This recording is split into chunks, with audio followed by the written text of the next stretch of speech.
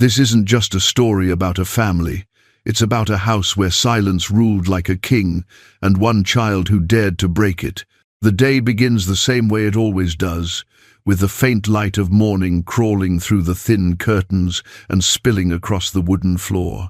The house stirs slowly, like a giant creature waking reluctantly from sleep.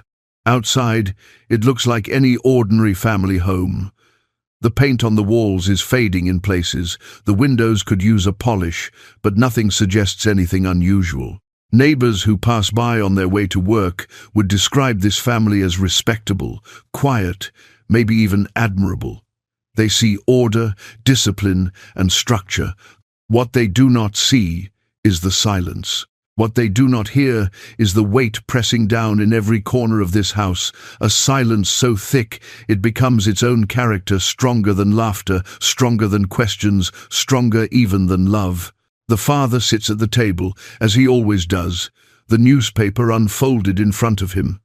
The pages rustle when he turns them, but his eyes often glaze, drifting off. He doesn't need to speak. His silence speaks for him. It dictates how the others move, how they talk, or more accurately, how they do not talk. Everyone has learned that the smallest challenge to his silence is dangerous. It is safer to follow the invisible rules, speak only when necessary, never laugh too loudly, and never, ever, question the way things are done. The mother moves constantly around the kitchen, her hands already busy before the sun is fully risen. She pours water into cups, slices bread, wipes surfaces that were already clean the night before. Her silence is different. It is not a weapon, but a shield. It is survival. She hums sometimes fragments of songs, half-remembered melodies, but she never finishes them. Each tune cuts off halfway, like a memory she cannot allow herself to fully feel. If she keeps moving, keeps humming, keeps her head down, maybe the silence will not crush her completely. The eldest child has already become something more like a second parent than a sibling. They rise early, gather their belongings, help prepare breakfast, remind the others of chores. They have learned the rules so well that they enforce them automatically. Don't laugh too loud, don't talk back, don't ask questions. Their voice is sharp when they say it, but beneath the sharpness is exhaustion. They carry a weight that no child should bear, the weight of keeping the peace, even if the peace is just another name for silence. Their shoulders are bent from carrying invisible burdens. The youngest is still innocent. Their laughter bursts out unexpectedly, bouncing against the walls of the house, though it always falls flat too quickly. They don't yet understand the rules, or maybe they just don't care. They ask questions no one else dares to ask. Why doesn't Dad smile? Why does Mom always hum sad songs? Why do we always eat the same soup on Sundays? Their innocence is disarming. It pokes holes in the silence without meaning to, reminding everyone of what it feels like to be free, even if only for a moment. And then there is the middle child, the one who notices, the one who feels everything more deeply than the others admit. They see the way their mother's hands tremble when she hums, the way their eldest sibling's eyes look older than their years, the way their youngest's laughter is both joy and defiance. They feel the silence pressing hardest on their chest. They know the rules, but they cannot stop the questions. Why must things always be this way? Why is laughter treated like rebellion? Why are questions punished? Why is silence stronger than love? It happens on a Sunday, during one of those ritual meals. The soup is steaming, the bread is sliced, everyone in their places. The father lowers his paper, preparing to begin his usual sermon about duty, about sacrifice, about how life is not about what you want, but about what you must do. The mother sets down a spoon, her hands shaking slightly. The eldest sits rigid, bracing for anything that might go wrong. The youngest fidgets, their legs swinging under the table. And then the middle child speaks. Their voice is soft, almost casual. Why do we always do it this way? Why is every week exactly the same? The question detonates like thunder. The mother's hand freezes mid-air, her spoon clattering against the bowl. The eldest shoots a warning look, eyes wide with fear. The youngest tilts their head curiously, waiting for an answer. The father lowers his paper slowly, his eyes narrowing. The silence that follows is unbearable, stretching long and heavy, pressing into every corner of the room. Finally, the mother answers quickly, almost too quickly, because that's how it is. That's how it has always been. Her voice is sharp, final, but it cracks at the edges. The meal continues, but nothing is the same. That night, the middle child lies awake, staring at the ceiling. They replay the moment again and again, the way the room froze, the way their mother's voice cracked, the way their father's silence pressed heavier than ever, and instead of regret, they feel something else, a flicker of pride, a spark of courage. They asked. They survived. The silence cracked, and once silence cracks, it cannot be repaired. From then on, the silence is different. Every creak of the floorboards is louder, every sigh feels heavier, every pause in conversation feels unbearable. The middle child notices it all. They see the cage now, the bars invisible but undeniable. Once you see the bars, you cannot unsee them. Once you hear the silence, you cannot pretend it isn't there. At school, the contrast is startling. Here, voices are encouraged, questions are welcomed, laughter is not punished. When the middle child speaks, teachers nod, classmates listen. A teacher even tells them one day, "You have a strong voice, don't lose it."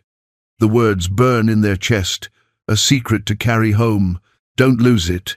They whisper it to themselves like a promise. But the father begins to notice the shift.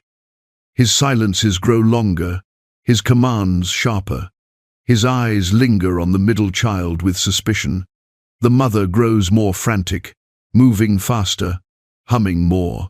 The eldest grows harsher in their warnings. Stop asking questions. Please, you'll make it worse.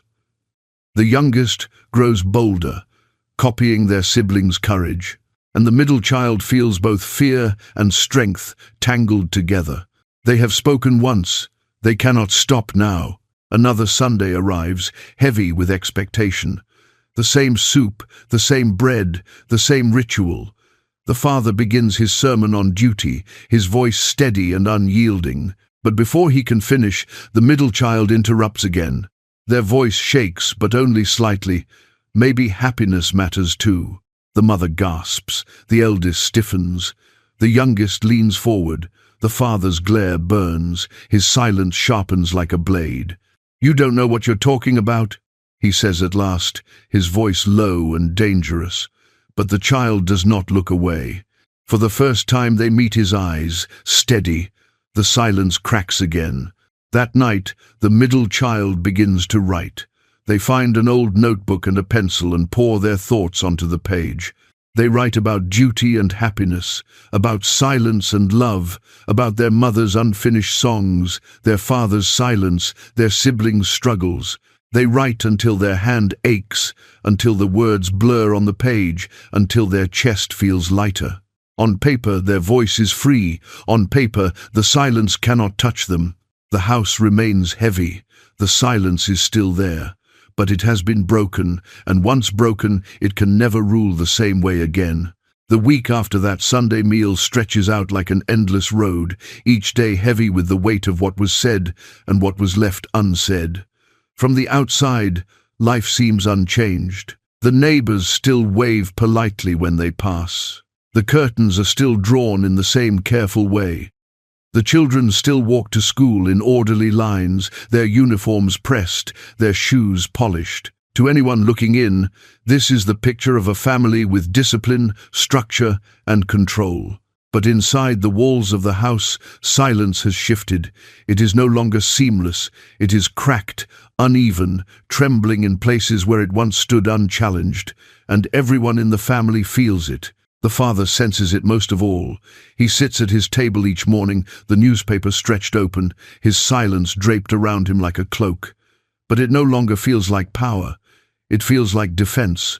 He watches more closely now, his eyes darting toward the middle child, lingering too long, suspicious. His silences are longer, sharper, as if daring someone to speak. He is trying to hold on to what is slipping through his fingers. The silence that once defined him is now betraying him, revealing his fear more than his control. The mother moves faster these days. Her hands seem to never stop folding clothes, scrubbing dishes, stirring pots, sweeping floors that don't need sweeping. She hums more often, but the songs are fragmented, broken off halfway, as though she is afraid of what will happen if she allows herself to finish. Once, while standing at the window, she begins a tune and lets it linger longer than usual, her voice almost steady. But when she notices the middle child listening, she cuts it off quickly, her lips pressing tightly together. Her silence is not absolute anymore. It wavers, falters, betrays her longing. The eldest grows more frantic. They whisper warnings in every corner of the house. Stop asking questions. Please, you don't understand what he'll do. You're making it worse. Their voice is filled with desperation. They believe they are protecting everyone, carrying the impossible burden of keeping the family safe. Their shoulders are slumped, their eyes heavy, their words more like pleas than commands. Yet even in their fear, they cannot stop glancing at the middle child with something else: envy. Envy of their courage, envy of their refusal to bow to the silence. The eldest would never admit it, but they wish they had the same fire. The youngest, meanwhile, is fearless in their innocence. They laugh more loudly, ask questions more boldly, mimic their siblings' defiance without even realizing it. Why can't Dad just laugh? They ask one evening, their voice echoing in the kitchen. The mother gasps, the eldest hisses for them to be quiet, the father glares. But the words cannot be taken back. They hang in the air, sharp and undeniable. The youngest does not understand the danger yet. To them, truth is simple, questions are natural, laughter is normal. Their innocence becomes its own form of rebellion, a rebellion that even their father's silence cannot crush. For the middle child, each day is a battle between fear and courage. Fear still lives inside them, the fear of their father's eyes, the fear of punishment, the fear of breaking the fragile balance. But alongside the fear is something stronger now: pride. They spoke once, they spoke twice, and the world did not end. Their words survived. The silence cracked. That pride grows inside them, steady and unstoppable, feeding a flame they cannot extinguish. At school, the difference is clearer still. Here, voices are celebrated, questions are welcomed, laughter is not punished. The middle child raises their hand, speaks confidently, argues points with teachers, defends classmates. Their voice carries weight, and people listen. Friends begin to notice. One of them whispers, "You're so brave. I wish I could speak like you." The middle child smiles, but inside they think, "I'm afraid too. I just don't let it stop me." Teachers praise them, calling them thoughtful, strong, unafraid. One teacher in particular says, "You have a voice that matters. Don't let anyone take it from you." Those words become an anchor, something to hold on to when the silence at home grows suffocating. One evening, when the father is away, the mother lingers in the kitchen with her children. The youngest chatters happily. The eldest sits quietly. The middle child watches their mother's hands. Gathering courage, they ask softly, "Did you ever want something different, Mom, before all this?" The question freezes her hands mid-motion. She doesn't turn, doesn't speak at first. Finally, she whispers, "This is life. You do what you must." But her voice cracks. The middle child presses gently, "But did you want something else?" For a moment, her lips part, her eyes glisten. But then she shakes her head and continues chopping. Her silence says more than her words. She once had dreams. She once had a voice, and she buried them in the silence. That night, lying in bed, the middle child thinks about it. They realize the silence has not only bound them, it has bound their mother too. It has bound their eldest sibling. It has even touched their youngest, though innocence shields them for now. Silence is not just their father's weapon, it is everyone's cage, and someone has to break it. The next Sunday arrives heavy with expectation. The family sits at the table, the soup steaming, the bread sliced, the father ready to begin his ritual of words about duty and sacrifice. But before he can finish, the middle child interrupts again, their voice steady. If life is only about duty, then what is the point of living at all? The words strike like a blade. The mother gasps sharply. The eldest stiffens, eyes wide with terror. The youngest stares, fascinated. The father's hand slams down on the table, the bowls rattling, the bread scattering. His silence roars louder than thunder, his face red with fury. For a long, unbearable moment, it feels like the room will shatter. But then he sits back, trembling, and says nothing. The meal continues in suffocating silence.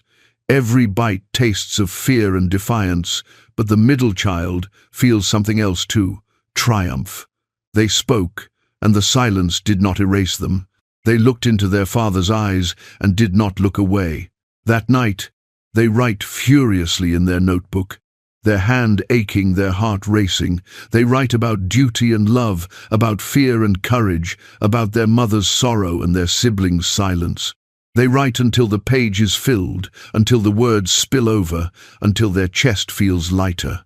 The days that follow are charged with tension. The father watches more closely. The mother sighs more often. The eldest whispers desperate warnings. The youngest laughs louder, testing boundaries. And the middle child walks taller, their voice stronger, their courage steady. The silence is still there, but it no longer owns them. It has been cracked, broken, weakened. And once weakened, it can never rule the same way again. They know, deep down, that this is only the beginning. The days after that Sunday stretch on with a strange heaviness. The air inside the house feels dense, charged, as if everyone is waiting for something to happen, but no one dares to name it. Outwardly, routines are unchanged. The father still takes his place at the table with his newspaper. The mother still busies herself in the kitchen. The eldest still shoulders responsibilities. The youngest still laughs too loudly. And the middle child still observes everything with quiet intensity. But beneath these familiar patterns, the silence feels unstable now, like a cracked shell that could break open with the slightest pressure. The father clings harder to his role. His silence is sharper than ever, heavy with unspoken warnings. He watches each of his children more closely, especially the middle one, whose eyes no longer lower as quickly, whose voice has already dared to pierce the stillness. His silences stretch longer, his glares burn deeper, his sighs echo like thunder. He believes that doubling down on control will restore balance. He doesn't realize that his very silence, once his greatest weapon, is now his greatest weakness. The mother moves as if chasing time itself. Her hands flutter from task to task, scrubbing, folding, polishing, stirring. But something in her has shifted. She hums more often now, sometimes even daring to finish an entire line of melody. Once, while washing dishes, she lets herself sing softly under her breath. It is brief, fragile, but real. The middle child hears it and holds on to it like treasure. When their mother catches them listening, she quickly falls silent again, her cheeks flushing with guilt, as if singing were a crime. Yet the seed has been planted. Her voice still exists. The eldest is pulled in two directions. Fear still drives them, fear of their father's wrath, fear of the silence shattering completely, fear of chaos. They continue to warn the middle child, "Don't push him, please. You don't know how bad it could get." Their whispers are urgent, desperate, filled with years of carrying responsibility for things they should never have carried. But in their eyes, there is conflict. Sometimes they look at the middle child with something beyond fear. There is longing to be that brave, longing to speak as freely, longing to stop carrying the burden of keeping the silence intact. The youngest grows bolder each day. Their innocence has become rebellion in its purest form. They laugh when they should be quiet, ask questions when they should stay silent. Why don't we ever eat and talk at the same time? Why do we sit like statues? They don't understand the danger of such questions, not fully, but their innocence protects them. Even the father cannot crush what is spoken so simply, so truthfully. His silence, his glares, his slammed fists do not erase the words. They hang in the air, undeniable. The middle child feels fear still, of course. They feel it in their pounding heart whenever their father's eyes lock onto them, in their trembling hands when silence thickens, in their restless nights lying awake. But courage grows stronger than fear now. They have spoken 3 times and survived. Each time, the silence has cracked further. Each time, the world has not ended. Their courage is no longer a flicker. It is a flame. At school, they flourish. Their teachers notice the way they speak, with conviction, with passion. Classmates admire them. Some even gather courage to speak up themselves. One day, after they defend a quieter student, a teacher says, "Voices like yours make others brave too." Those words settle deep inside the middle child. It is no longer about just themselves. Their voice carries weight. Their voice can change others. Their voice matters. Back at home, the father senses this shift and grows harsher. His silences drag like storms waiting to break. His commands come sharper, faster. His presence looms heavier. But the more he tries to tighten control, the more obvious it becomes that it is slipping. His eldest is less obedient, his wife less quick to hush, his youngest less restrained, his middle child less afraid. He can feel it. The silence is not what it used to be. One evening, the family gathers at the dinner table. The father begins his usual sermon about duty, about sacrifice, about obedience. His words are sharp, meant to cut, to remind, but the middle child interrupts with calm steadiness. Duty is important, yes, but what about love? Without love, duty is just chains. The words cut through the air, the mother's eyes widen with tears. The eldest stares down at their plate, frozen. The youngest grins, delighted. The father slams his hand on the table, the sound thunderous, the bowls rattling. His silence roars, but the middle child does not flinch. They hold his gaze, unyielding. The meal continues in crushing quiet. But the silence is no longer victory. It is retreat. That night, the mother tucks the youngest into bed with hands that tremble. She lingers longer than usual, humming softly until the child's eyes close. The eldest sits outside the bedroom door, torn between relief and dread. The middle child retreats to their notebook, writing furiously. Without love, duty is nothing but chains. We spoke. We survived. The silence is breaking. The days that follow feel charged with electricity. The father is watchful, restless, unpredictable. The mother is softer, more present, humming openly now. The eldest is quieter, less certain in their warnings, their eyes carrying both fear and admiration. The youngest is fearless, asking, laughing, refusing to be silenced. And the middle child is steady, their courage unshaken. The silence still lingers, but it no longer owns the house. Everyone knows it. The change has already begun. The house feels heavier than usual, as though the silence itself has realized it is losing ground and is fighting desperately to take it back. From the outside, nothing looks unusual. The father still sits at the table with his newspaper. The mother still moves in her endless rhythm of chores. The eldest still rushes to cover cracks. The youngest still laughs too loudly. And the middle child still carries the flame of defiance in their chest. But inside, something is different. The silence is no longer seamless. It has holes now. It has cracks. And once a wall cracks, no matter how strong, it can never return to what it was.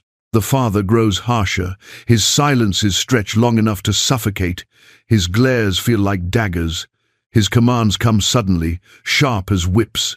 He believes that by pressing harder, he can restore control. But his eyes betray him. They flicker with something new, fear. He knows the silence is slipping, though he will never admit it aloud. His silence is not power anymore. It is desperation. The mother begins to reveal herself more. She hums longer tunes, sometimes finishing entire verses before catching herself. She listens to her children when they speak, no longer cutting them off so quickly. Once, while folding clothes, she whispers softly, "I used to dream of singing in front of people." Her voice is so faint it's almost a secret. The middle child freezes, listening intently, but when their mother realizes she has said too much, she quickly shakes her head. "Forget I said that," she mutters. But the middle child does not forget. They write it down that night. She had dreams once. The eldest feels torn in two. Fear still drives them to whisper, "Stop pushing. You'll break everything. You'll make him snap." Their words are frantic, their eyes desperate, but they are no longer convincing themselves.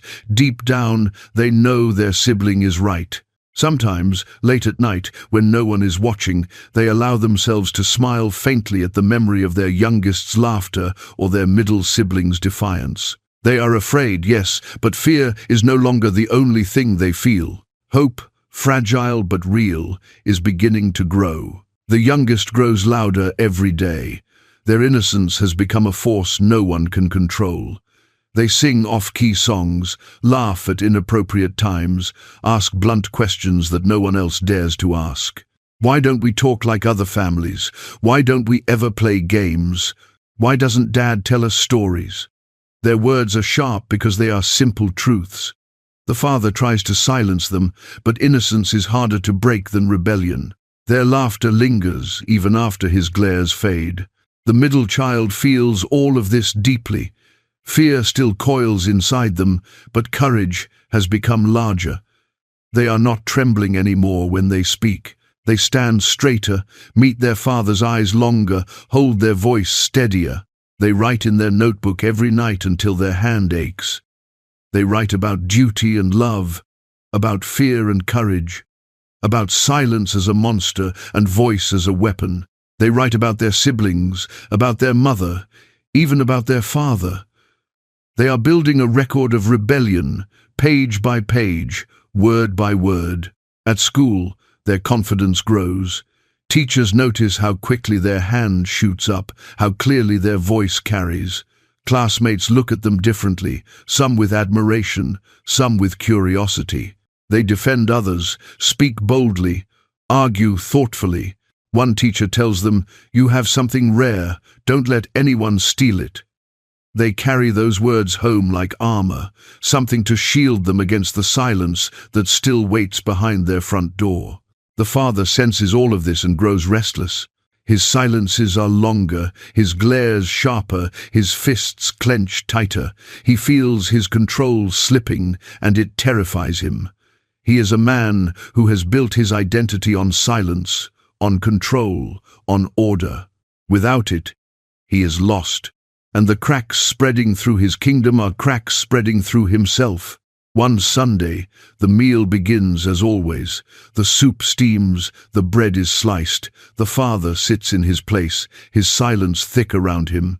He begins his sermon about duty, about sacrifice, about how life is not about happiness, but about survival. His voice is sharp, desperate, but the middle child interrupts with calm steadiness. Duty without love is nothing but chains. The room freezes. The mother gasps, her eyes glistening. The eldest lowers their gaze, a faint smile tugging at their lips, despite the fear in their chest. The youngest claps their hands, delighted. The father slams his fist down on the table, the bowls rattling, the bread scattering. His silence roars, but it is no longer command, it is retreat. That night, the mother lingers with her children in the kitchen. She hums openly, even finishing a song. Her voice trembles, but it is real. The youngest sings along in their off-key voice. The eldest chuckles softly. The middle child listens with wide eyes. It is a fragile moment, but it is proof that silence is no longer absolute. Later, the eldest comes to the middle child's room, their voice low. "You're changing things," they whisper. "I don't know if it's safe, but I think we need it." For the first time, they do not warn. They do not scold. They admit the truth. And that admission is another crack in the silence. The father sits alone in the dining room that night, his silence wrapped tight around him. For the first time, perhaps, he feels it not as power, but as loneliness. His silence no longer holds the family together, it isolates him from them. The middle child writes in their notebook until their hand shakes. "We are winning. The silence is breaking. Even he feels it now. This must go." The days that follow are uneasy, charged with electricity. The father grows harsher, but his control is slipping. The mother hums more freely. The eldest sighs less and smiles more. The youngest laughs without fear. And the middle child speaks steadily, their courage unshakable. The silence still lingers, yes, but it is no longer a crown, it is no longer law, it is fading, retreating, breaking piece by piece, and everyone knows it. The end of silence is near. The days after that last Sunday are thick with unease. It's as if the silence itself knows it has been wounded and is trying desperately to heal, stretching its weight across the house like a suffocating blanket. Outwardly, routines remain unchanged. The father still claims his seat each morning with his newspaper. The mother still moves tirelessly between chores. The eldest still whispers warnings. The youngest still bursts out with laughter too loud for the room. And the middle child still burns quietly with the fire they have lit. But nothing feels ordinary anymore. Once silence is broken, it never sounds the same again. The father grows sharper. His silences drag out so long that even the sound of cutlery on plates feels unbearable. He slams his hand on the table more often, clears his throat like a thunderclap, narrows his eyes until even the youngest fidgets nervously. He thinks this will restore his control, that if he presses harder, the cracks will seal. But deep down he senses the truth. He is not feared in the same way anymore. His silence is no longer unquestioned law. It is a brittle shell, cracking under pressure, fragile enough that even a child's laughter can shake it. The mother continues her endless rhythm of movement, scrubbing, folding, tidying, cooking, but her movements have slowed slightly. She no longer rushes as frantically. Sometimes she even pauses, standing still for a moment longer than usual, as though allowing herself to breathe. She hums openly now, sometimes finishing an entire verse of a song before falling quiet, her cheeks flushed with both fear and relief. Once, while stirring soup, she even smiles faintly when the youngest bursts into giggles. It is small, almost imperceptible, but for her children it is a miracle. It is proof she has not lost herself completely to silence. The eldest is restless. They are still afraid, still driven by the instinct to protect the family through obedience. They still warn the middle child. "Don't push, please. Don't make him angrier than he already is." But the words carry less force now. They know the tide is turning. They see their siblings' courage, their mothers' softening, their youngest's bold laughter. They are afraid of change, but they are beginning to hope for it too. Sometimes at night, when they think no one hears, they allow themselves to chuckle softly at something their youngest said earlier. Fear has not left them, but it no longer owns them. The youngest has become unstoppable. Their innocence has turned into something fierce. They laugh loudly, sing silly songs, mimic their father's stern tone with exaggerated gestures that make their siblings laugh when he isn't around. They ask questions with blunt honesty. Why doesn't Dad say nice things? Why don't we play like other families? Their words sting because they are true, because they expose the silence for what it really is. The father scolds them, his silence sharp and heavy. But the words cannot be unsaid. They remain, echoing long after the scolding ends.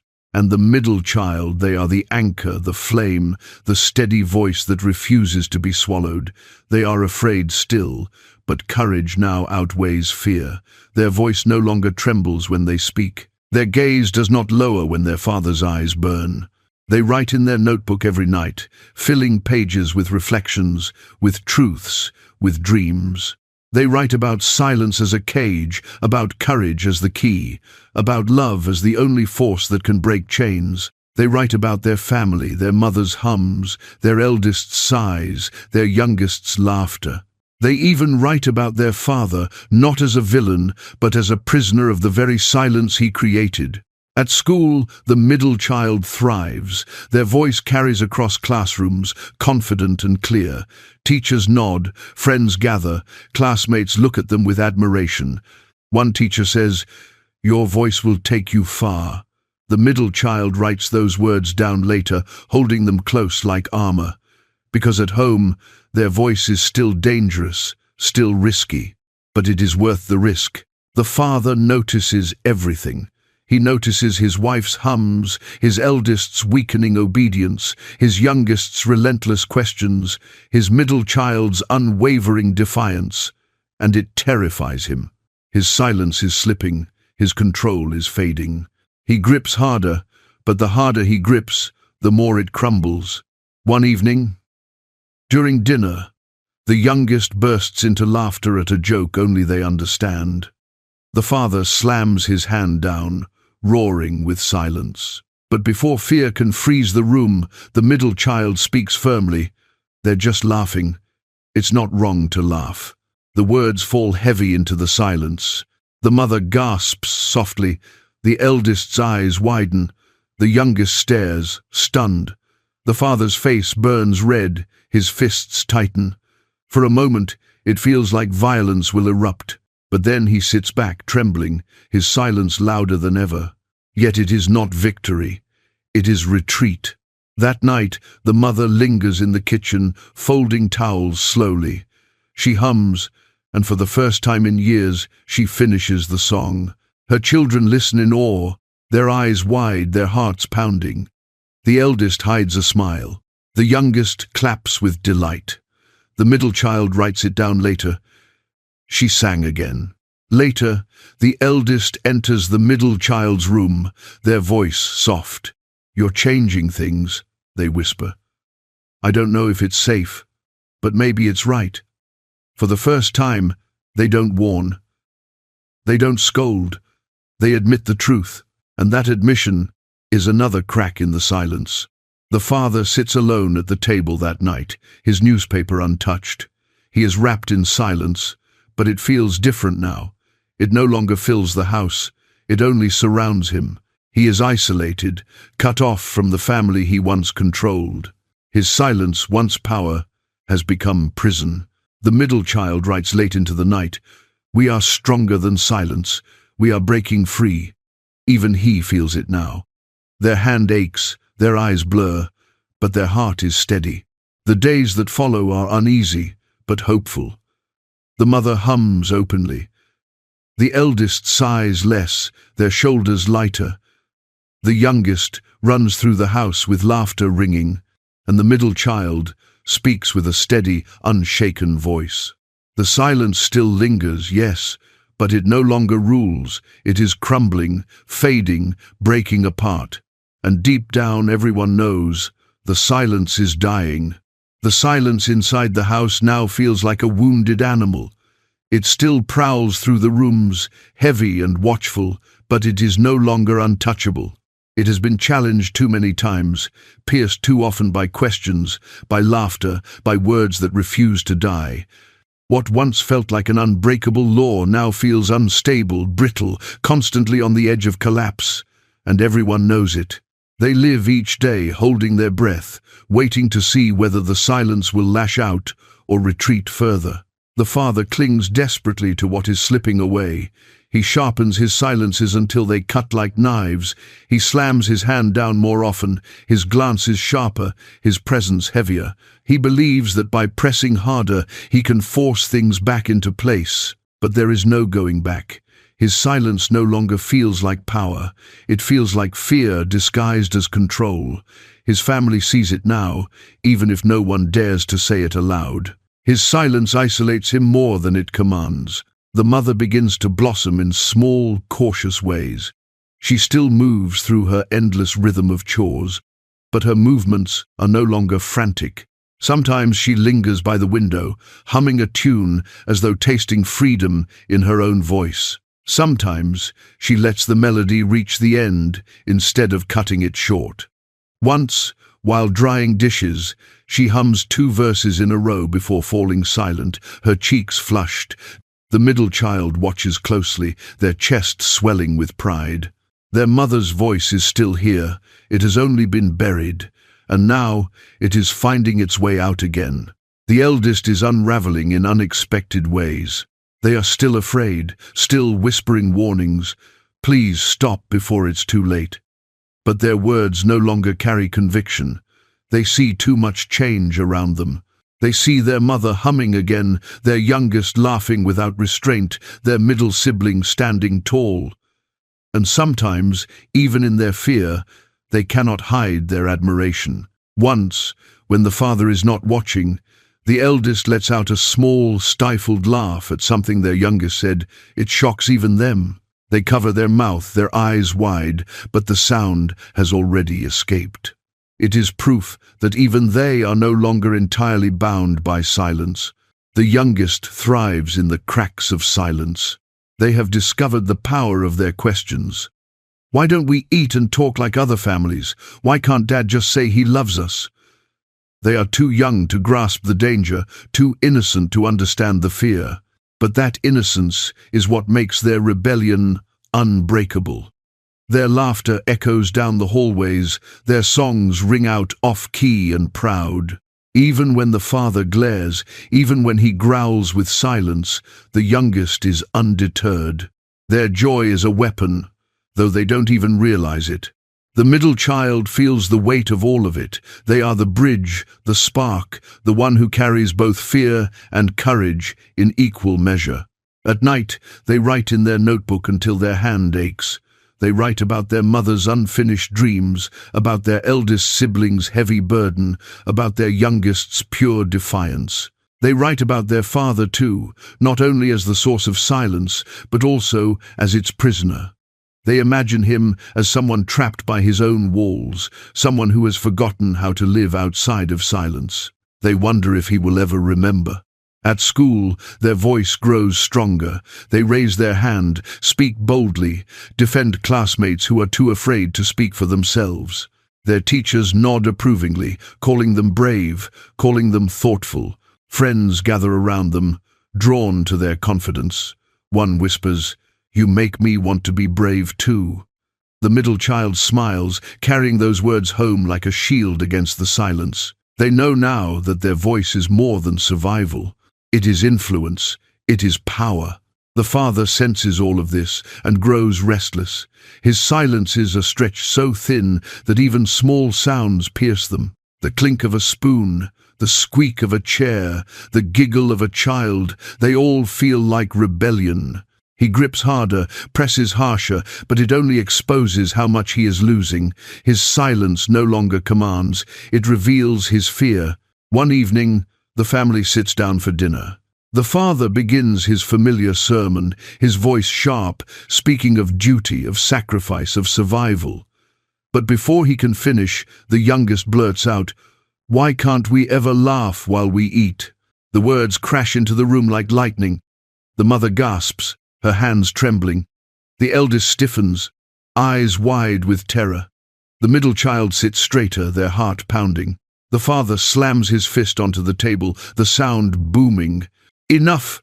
he roars, though his roar is silence more than words. But before the silence can swallow them whole, the middle child speaks firmly. "There is nothing wrong with laughing. We are still a family. They can should get." The father's face burns, his fists clench, his silence shakes. For a long moment, it seems he might explode, but he doesn't. He sits back slowly, his silence heavy but powerless. He says nothing more. That night, the mother tucks the youngest into bed with trembling hands. She lingers longer than usual, humming softly until the child falls asleep. The eldest waits outside the door, torn between fear and relief. The middle child writes furiously in their notebook, "We said it." He could not erase it. His silence is breaking. Days pass, charged with tension. The mother hums openly. The eldest sighs less, their warnings softer now. The youngest laughs more boldly than ever. And the middle child holds steady, their courage stronger, their voice calm and unshaken. The father watches from his chair, his newspaper untouched. He feels it all slipping away, the silence he once commanded, the control he once held. He is alone in his silence now. His family has begun to live beyond it, and he does not know how to follow. The middle child lies awake that night, staring at the ceiling. They whisper into the dark, "We are not trapped forever. We are changing. One day, we will be free." And for the first time, they believe it. The silence is still present in the house, but it no longer feels like a crown. It clings to the walls, sits heavy at the table, stretches across the rooms, but it is not what it once was. It has been pierced too many times, weakened too often by voices that refuse to stay buried. It lingers, yes, but it is fading, brittle, fragile. Everyone feels it. Everyone knows it. The father feels it most of all. He sits at his place each morning, the newspaper open before him, but his eyes are restless. His silences are longer, but they no longer command. They reveal instead. They reveal his fear, his desperation, his inability to hold on. He slams his hand down more often, glares more fiercely, but each act feels hollow. The silence he once wielded like a weapon now rattles like a broken shield. He can sense the shift, though he will never admit it. His family is slipping beyond his reach. The mother moves with a kind of quiet courage now. She hums openly as she washes dishes, sometimes even letting her voice rise into full songs. The melodies tremble, yes, but they are complete. She lingers longer at the window, her gaze distant, her thoughts perhaps traveling back to the woman she once was before silence consumed her. Once, while sewing, she whispers softly, "I used to dream of singing on a stage." The middle child hears it. They freeze, afraid she will cut herself off, but this time she doesn't. She finishes the sentence, her eyes glistening. Then she lowers her head, ashamed of wanting more. But the middle child writes it down that night. Her dreams are still alive. The eldest remains torn, caught between fear and longing. They still whisper, "Be careful. You'll push him too far." Their warnings are urgent, heavy with years of carrying responsibility. But their voice no longer holds the same conviction. Sometimes they allow themselves to laugh at their youngest sibling's antics. Sometimes they look at the middle child with something close to admiration. They are afraid, yes, but even they cannot deny that things are changing. Their fear is still strong, but hope has begun to seep through the cracks. The youngest is unstoppable now. Their laughter fills the house daily. Their questions grow bolder, their innocence unbroken. Why don't we eat like other families? Why can't Dad just be happy? Why does everyone look so serious all the time? Each question is a mirror, reflecting truths no one dares to speak. Their laughter is rebellion without strategy. Their innocence a weapon sharper than any defiance. The father scolds them, but it never silences them. Their joy is too pure, too natural to be destroyed. The middle child stands at the center of it all. Fear still lingers in their chest, but courage outweighs it. Their voice is steady now. They do not tremble when they speak, do not lower their eyes when their father glares. They have learned to stand tall, to meet silence with sound. At night, they fill their notebook with words, covering page after page until the ink runs dry. They write about their family, about the silence that ruled them, about the cracks that are spreading. They write about courage, about love, about laughter as freedom. They write about their father, too, not only as a tyrant, but as a man lost inside the prison of his own silence. At school, they flourish. Their voice carries across classrooms. Their laughter rings out freely.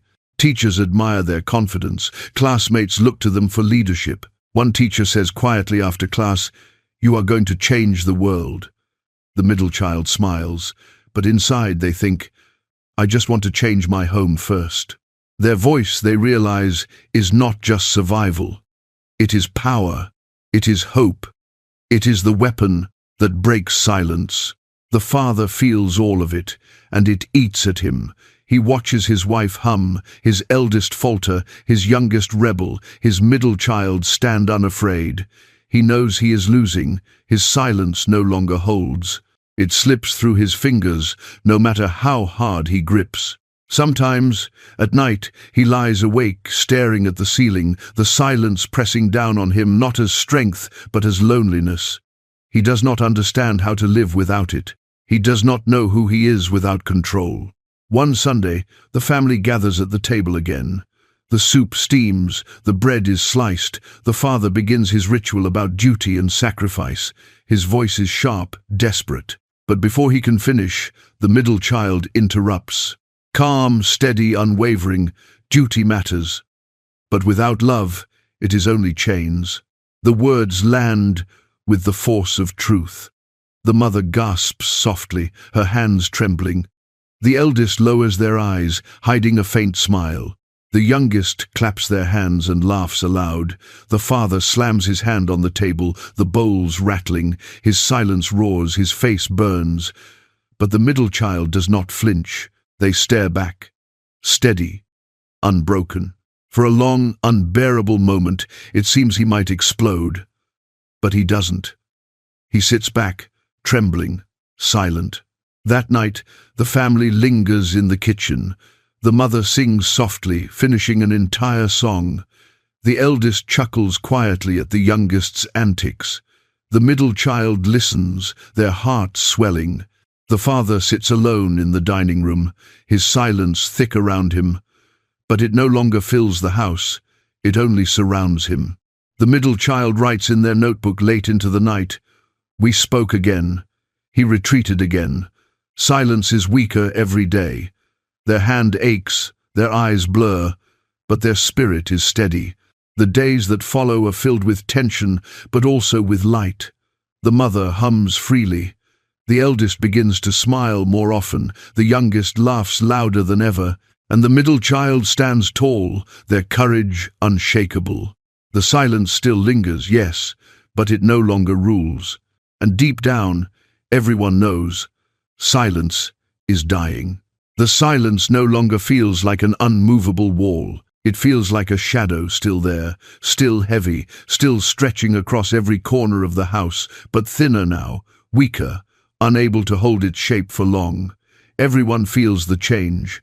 The air inside the house is not as suffocating as it once was. It is thick, yes, but not absolute. And for the first time, there is something stronger pushing against it. Voices. The father is restless.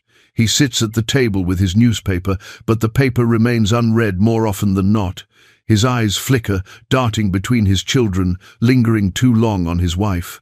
His silences grow longer, his fists tighter, his sighs louder. He feels control slipping away, and he doesn't know how to stop it. His silence no longer feels like a crown. It feels like desperation. He is a man drowning in the very silence he once used to rule.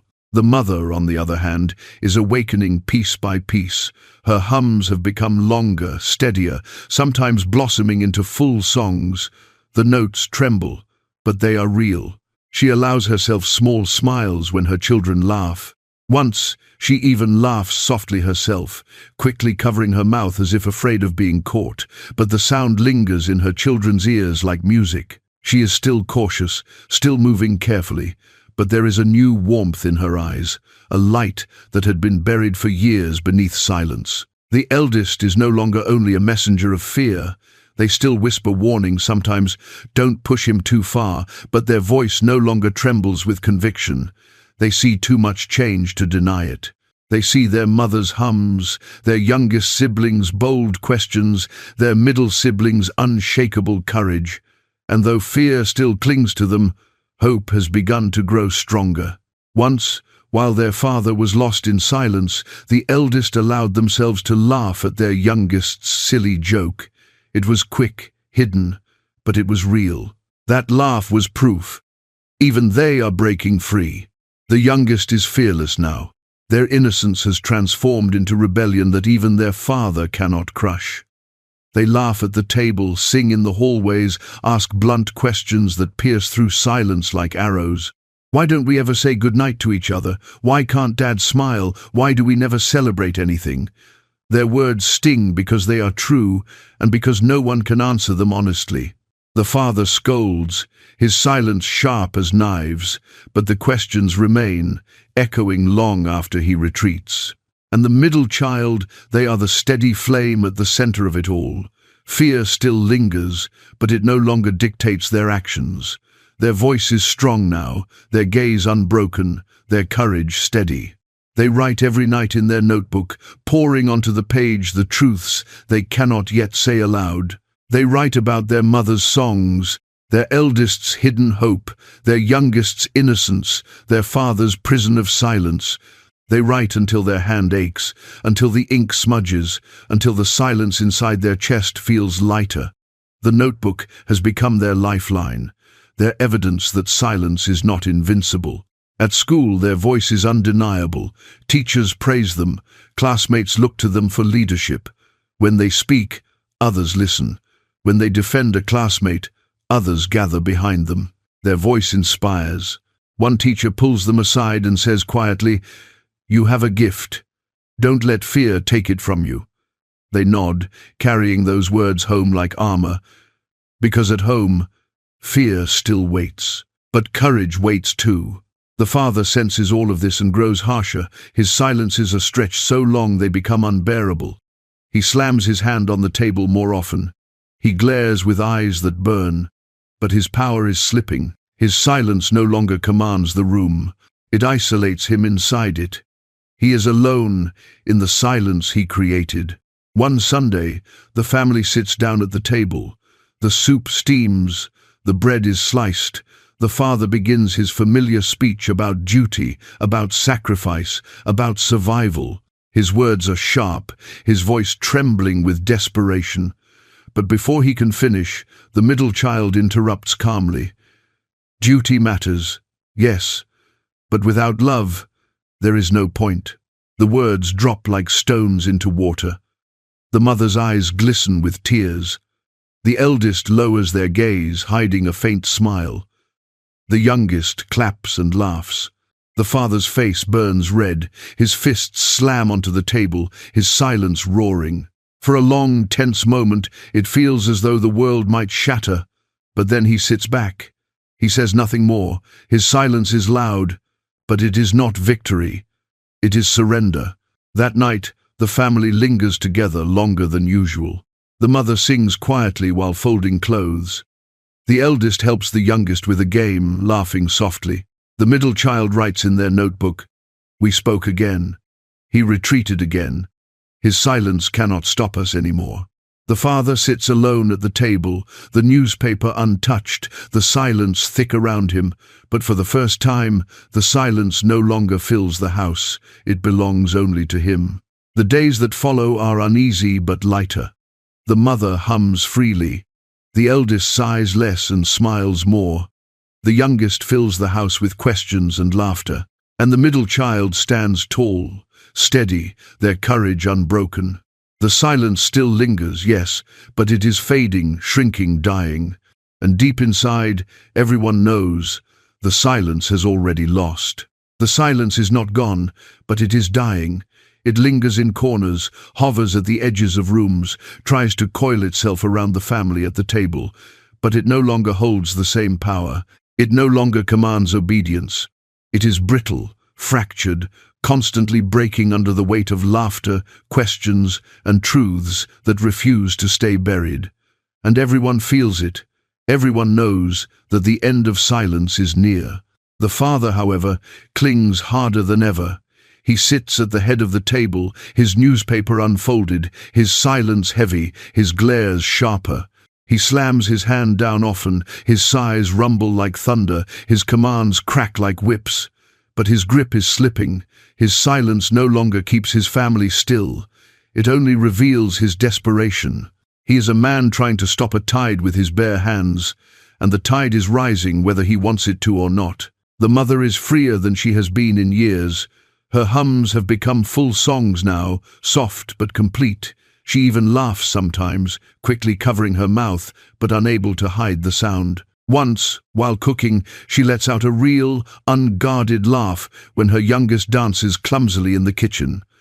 The eldest stares in disbelief, the middle child smiles, and the youngest beams with pride. For a moment, the house feels alive, filled not with silence but with sound. And though fear still shadows her eyes, the mother's light is unmistakable. The eldest is no longer only fear's messenger. They still whisper, "Be careful," but the words lack conviction. More often now, they smile faintly at their siblings' defiance. Sometimes, they even laugh. Their fear is not gone, but it no longer rules them. They have carried the burden of silence for so long that they almost forgot what freedom might feel like. But now, they are beginning to remember. And though they are still hesitant, hope has begun to outweigh fear. The youngest is a whirlwind of joy and rebellion. They sing loudly, laugh freely, ask questions no one else dares. Why don't we celebrate birthdays? Why doesn't Dad hug us? Why does everything feel so serious? Their innocence is truth, spoken plainly, and no silence can erase it. The father scolds them, his silence sharp, but the questions remain, echoing through the walls of the house long after the meal ends. The youngest doesn't even realize it, but their laughter is revolution. And the middle child, they are the anchor, the steady flame, the voice that refuses to die. They no longer tremble when they speak. They no longer avert their gaze. They hold their father's silence with unflinching eyes. Each night, they pour words into their notebook about courage, about love, about the cracks spreading wider every day. They write about their mother's songs, their eldest's quiet smiles, their youngest's unbreakable innocence. They write about their father, too, not only as the ruler of silence but as its prisoner. They write until their hand aches, until the ink smudges, until the silence inside their chest feels lighter. At school, their voice shines brighter than ever. Teachers call on them often. Classmates listen. Some even imitate their confidence. One friend whispers, "You make us brave." The middle child smiles but feels the weight of it. They realize their voice is not only survival, it is influence, it is leadership, it is proof that silence can be broken not just at home, but anywhere. The father notices everything. He notices his wife's songs, his eldest's quiet shifts, his youngest's laughter, his middle child's defiance. And it terrifies him. His silence has slipped from his grasp. It no longer owns the family. It only isolates him from them. He grips harder, but every grip reveals his weakness. Every glare exposes his fear. Every slam of his fist is louder but emptier than the last. One Sunday, the meal begins as always. The soup steams, the bread is sliced, the father begins his familiar sermon about duty. But before he can finish, the middle child interrupts with quiet certainty. Duty, without love, destroys families. The words land like stones dropped into water, sending ripples through the room. The mother's hands tremble, her eyes filling with tears. The eldest lowers their gaze, hiding a small, reluctant smile.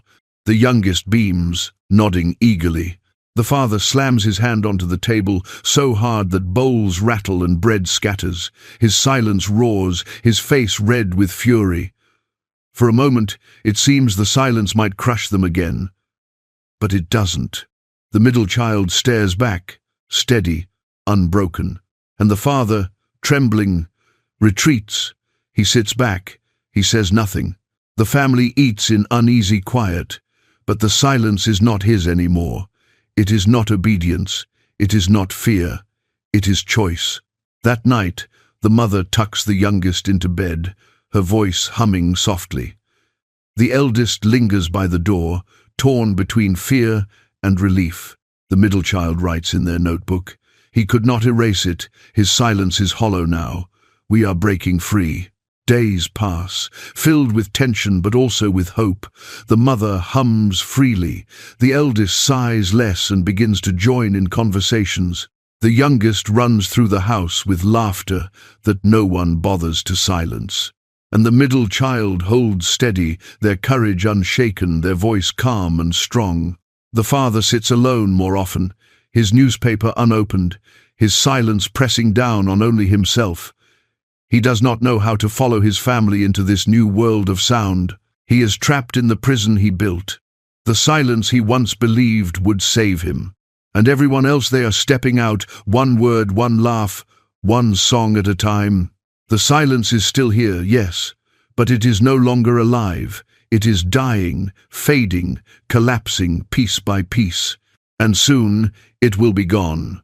The silence in the house was never truly gone, but by now it was a shell of its former self. Once it had reigned supreme, pressing down on every meal, every conversation, every step taken across the wooden floors.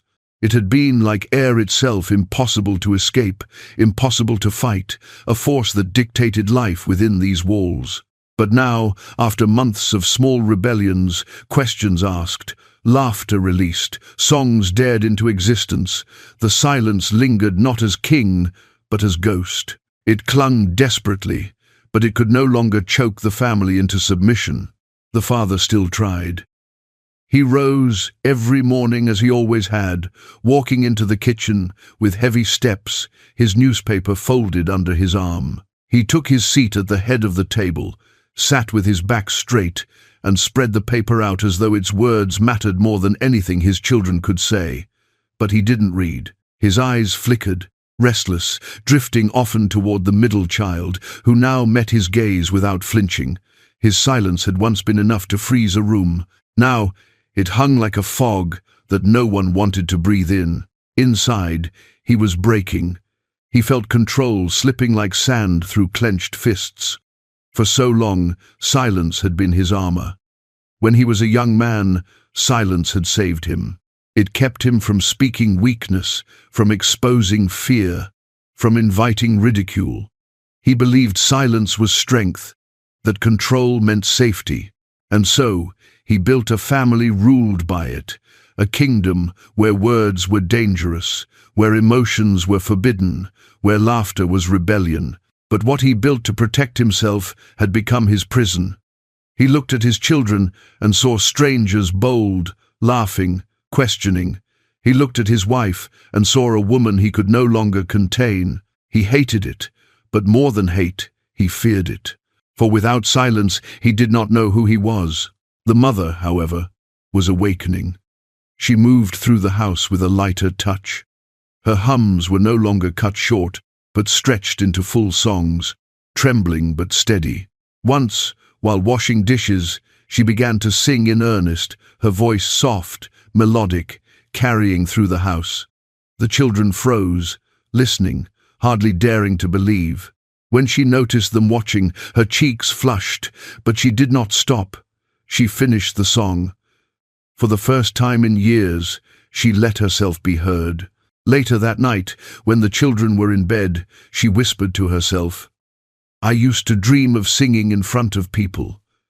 And though she said it quietly, she allowed herself to smile. The middle child wrote in their notebook, "Her voice is returning."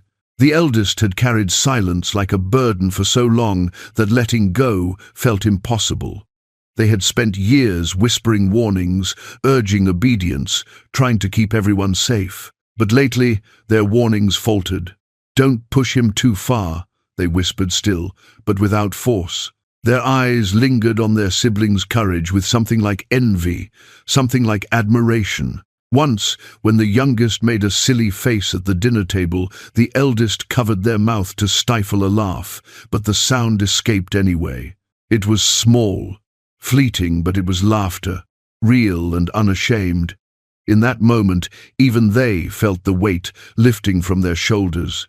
The youngest was pure defiance wrapped in innocence. They didn't rebel because they wanted to challenge authority. They rebelled because they didn't see why truth should ever be hidden. "Why don't we hug before bed? Why don't we say good morning?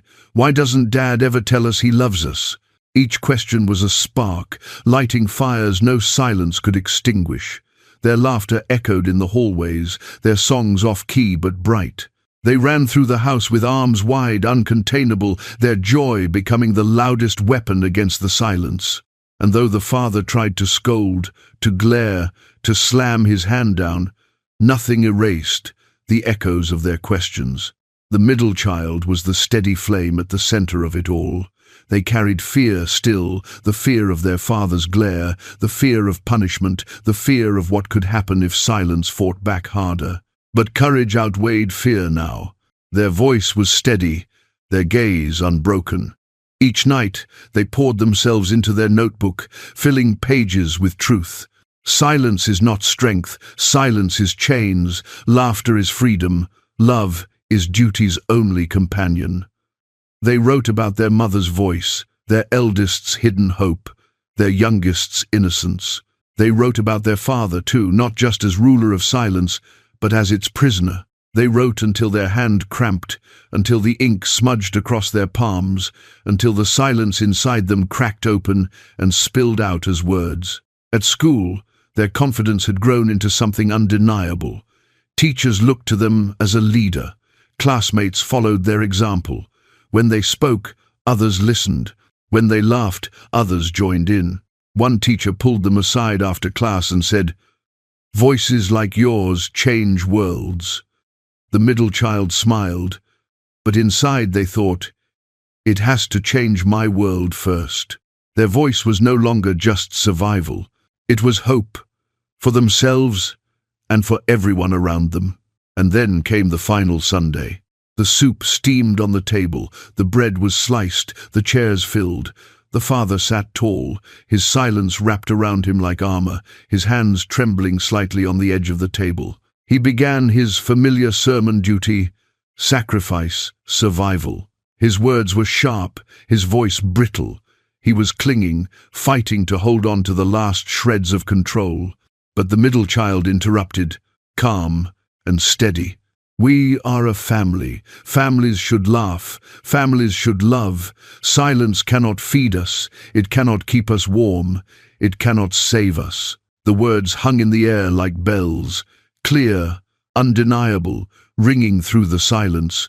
The mother's hands trembled, her eyes shining with tears. The eldest lowered their gaze, but their lips curved into the faintest smile. The youngest clapped their hands and laughed aloud, their joy filling the room. The father's face flushed red, his fists clenched. He slammed his hand onto the table so hard that bowls rattled, bread scattered. His silence roared, his whole body trembling with fury. For a moment, the children thought he would erupt, that he would crush them with his voice or his hand. But then he stopped. His chest heaved, his fists shook, but he sat back slowly. His silence filled the room, loud and heavy. But this time, it was not power. It was surrender. The family ate in quiet after that, but it was not his quiet. It was not obedience. It was not fear. It was their quiet. That night, the mother sang while folding clothes, her voice carrying through the house. The eldest helped the youngest with a puzzle, their laughter soft but real. The middle child sat at their desk, their notebook open, writing furiously. "We have taken the silence from him. It no longer owns us. It only owns him." The father sat alone in the dining room, the newspaper unopened, the silence thick around him. For the first time, he felt it not as strength, but as loneliness. He had built a house of silence, and now he was its last inhabitant. The days that followed were different. The mother hummed freely, even singing whole songs without fear. The eldest sighed less, their laughter coming more easily. The youngest filled the house with noise, their innocence unbroken, their joy undeniable. And the middle child stood tall,